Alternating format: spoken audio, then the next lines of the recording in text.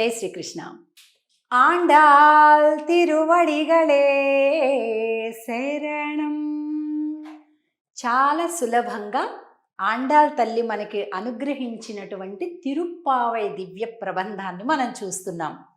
బొమ్మలతోటి అలాగే పాసురంతో అర్థంతో కూడా చూస్తున్నాం. ఇక్కడ 3వ పాసురంలోకి వెళ్ళొచ్చేసాం.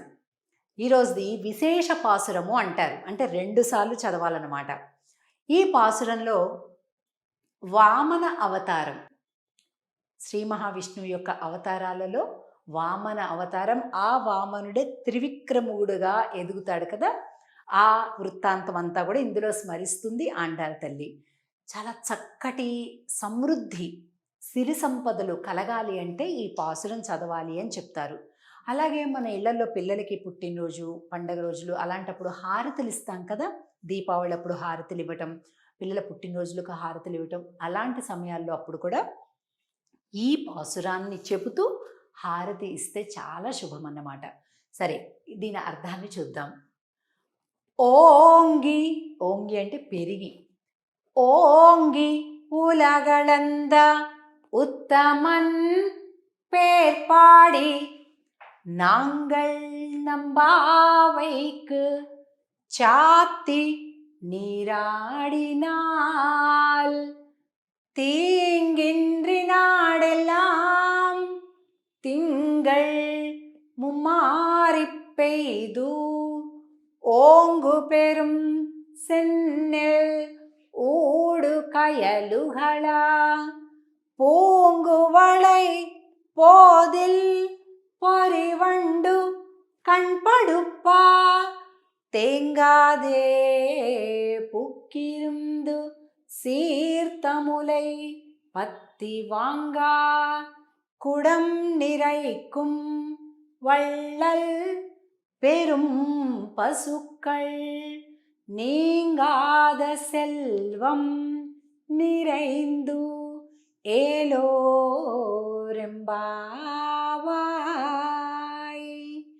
నీంగాద సెల్వం అంటే తరగని అనంతమైన సంపదలు అని అర్థం. అలాంటి వాటిని ఇచ్చేటటువంటిది ఈ పాసురం అని చెప్తుంది, వ్రత ఫలాన్ని చెప్తుంది ఆండాళ్ తల్లి. ఇక్కడ వామన స్వామిని చూసాం మనం.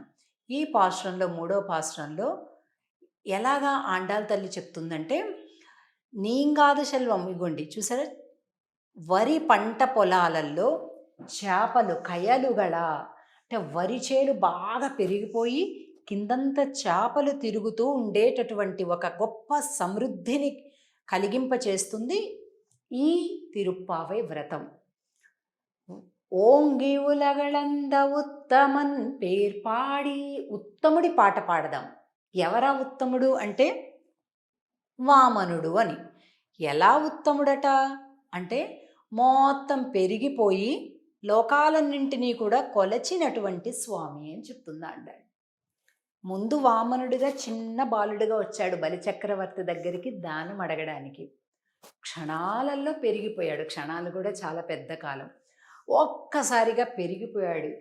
ఒకటే అవతారంలో 2 పేర్లు ఉంటాయండి. దానం అడగటానికి వచ్చినటువంటి సమయంలో వామనుడు అంటాం. పెద్దగా పెరిగిపోయి బ్రహ్మలోకానికి ఒక పాదాన్ని పంపించినటువంటి ఆ రూపం, పెరిగిపోయిన రూపాన్ని త్రివిక్రమ రూపము అంటాం. ఈ 2 కలిసినటువంటి రూపం, అవతారం అన్నమాట ఇది. కనుక ఈ అవతారం వామనుడిగా వచ్చి త్రివిక్రముడిగా ఎదిగినటువంటి వృత్తాంతాన్ని ఆండాళ్ తల్లి 3వ పాసురంలో చెప్తుంది. ఏమని చెప్తుంది? ఓంగి ఉలగళంద ఉత్తమన్ పేర్పాడి, తన కోసం కాదు, ఇతరుల కోసం, ఇంద్రాదులకు రాజ్యం ఇవ్వటం కోసం తాను పెరిగాడు, వాళ్ళకి రాజ్యం ఇప్పించడం కోసం తాను అవతారం ఎత్తాడు. నాంగళ్ నంపావైకు చాతి నీరాడినాల్. మనమంతా ఒక వ్రతం అని చెప్పి, స్నానం అని చెప్పి చెప్పుకుంటున్నాం కానీ వంకలు, కానీ అసలు మన ఉద్దేశం ఏంటి?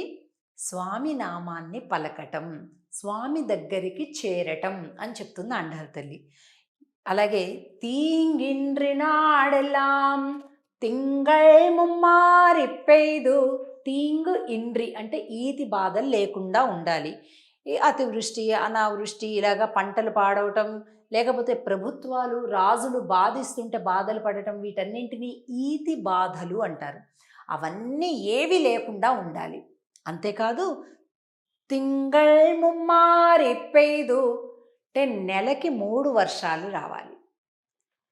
10 రోజులకు ఒక వర్షం, మరొక 10 రోజులకు ఒక వర్షం, మరొక 10 రోజులకు ఒక వర్షం. ఇలాగా నెలకి 3 వర్షాల చొప్పున వచ్చి హాయిగా క్షేమంగా అందరూ ఉండాలి.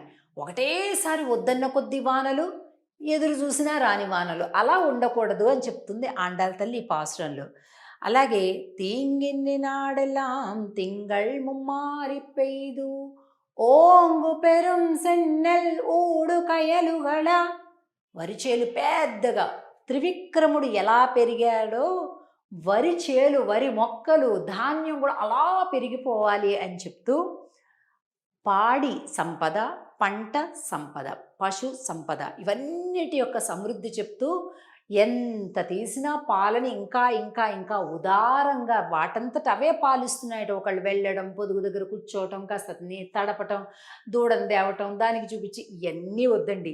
మనిషిని చూస్తేనే వాటంతట అవే పాలను స్రవిస్తూ ఉన్నాయట.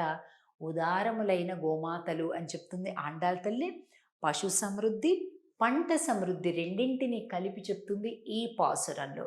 కనుక ఈ పాసురాన్ని సమృద్ధి కోసం మనం మరింతగా శ్రద్ధగా ప్రార్థిద్దాము, పూజిద్దాము, పాడదాము కలిపి. ఆండాళ్ తిరువడిగళే శరణం. తిరిగి రేపటి రోజు 4వ పాసురంలో మళ్ళీ కలుద్దాం. జై శ్రీకృష్ణ.